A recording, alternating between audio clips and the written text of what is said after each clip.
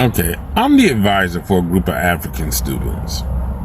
And the thing about it is, I hope that they learn from me just as I'm learning from them.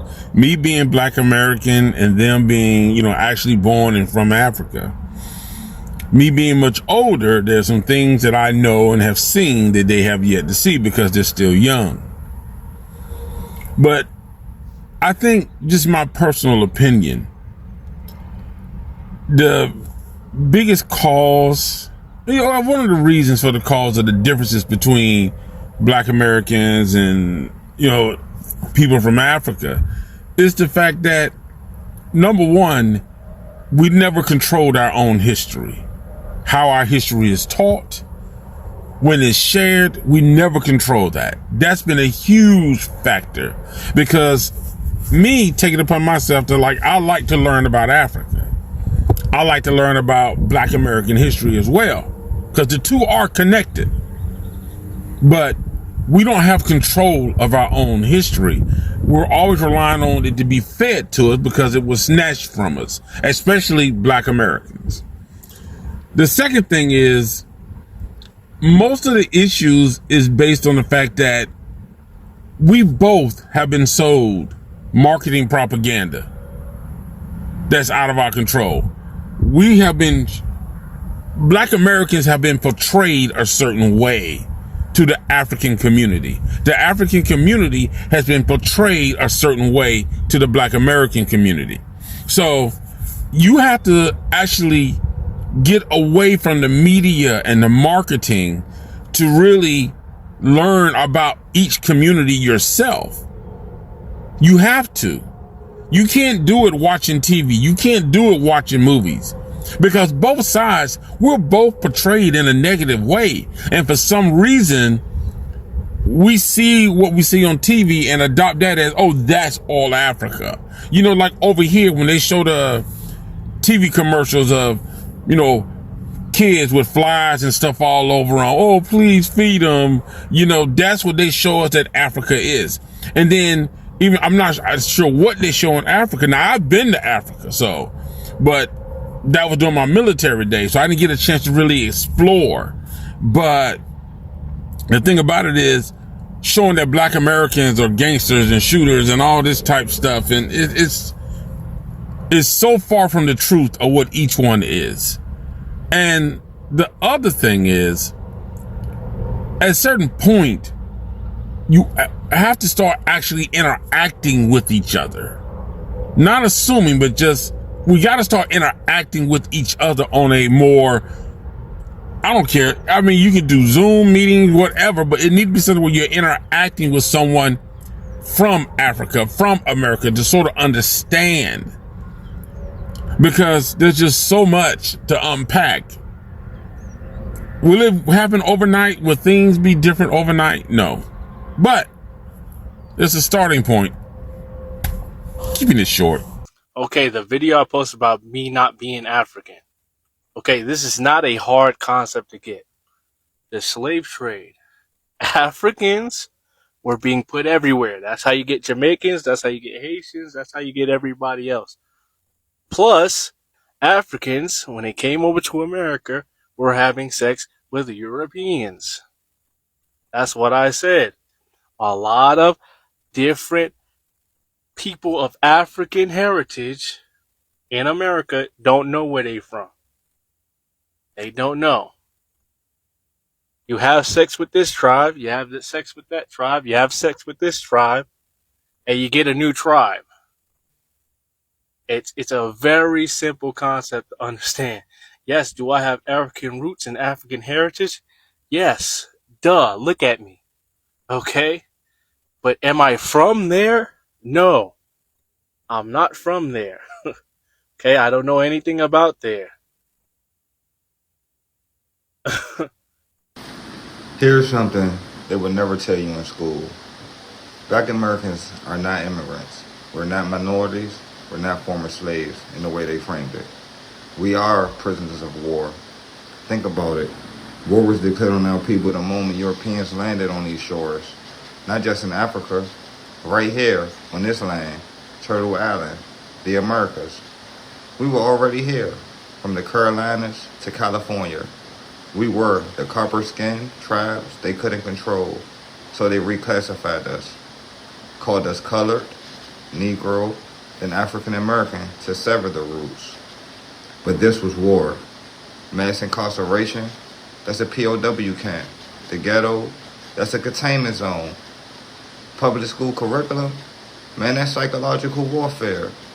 And the 13th Amendment, a legal trap to turn freemen back into slaves. Don't believe me? Look at the language. Negro became a status, not a nationality. And once you strip a people of nationhood, you can do anything to them. Take their land, take their names, make them believe their home is elsewhere. But here's the truth they buried.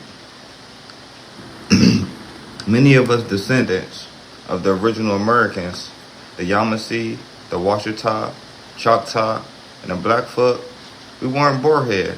We were already here. The war wasn't overseas. It was domestic, and it never ended. This isn't about victimhood. It's about status.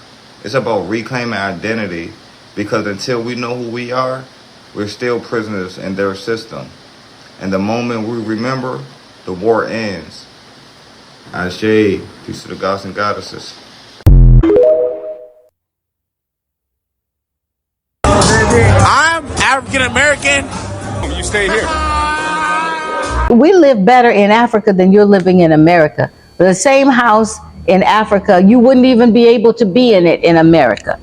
You see? So you have help. You have, I've had friends come and be shocked. Oh, you have fancy cars. Oh, you have big houses. Yeah, did you think we were living in trees? We're not. Can you emphasize on that for me? Maybe if you can go deep into what you're saying. Well, I mean, they're just surprised at the level of life that we live, because they've been told so many things over the years. And it's getting worse now as they're trying to kill Black history in America altogether. But if you even look at the statistics, statistically, most of their physicians are Nigerians or Ghanaians. Most of their people high level doing anything are African people. So, that's why they're evil and salty about it. And now they're trying to, shut down students going and all that kind of stuff, because let's face it, Black don't crack, and it dominates whatever it decides to focus on. It's just as simple as that. We decide to play golf, we run golf. We decide to play basketball, we take that over. Tennis, football.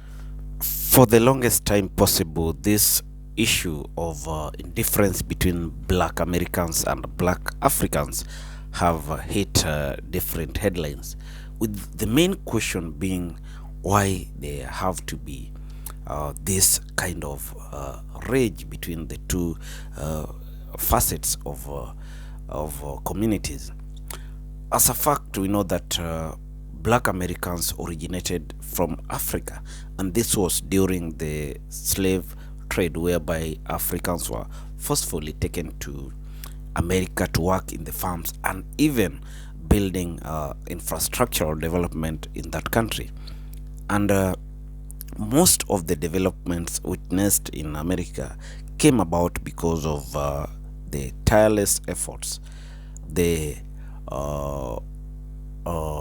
let's call it long hours of working, and even unpaid sweats that saw some of the lives getting lost because the conditions were not bearable.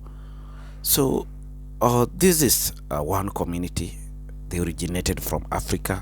Their forefathers or grandfathers went to America in that state of slavery. So when we see a rage between these two societies, it begs a question why we have to be infiltrated by propaganda that the whites want to spread or wants to use to show that these communities are separate and are not one. Black Americans belong to Africa, that one we know, and we are brothers. We will always stand with you. The reason why the whites sponsor these kinds of narratives is to ensure that we become enemies, so that when there is a problem, we don't collectively face that enemy in unison, because they know how powerful blacks are across the globe.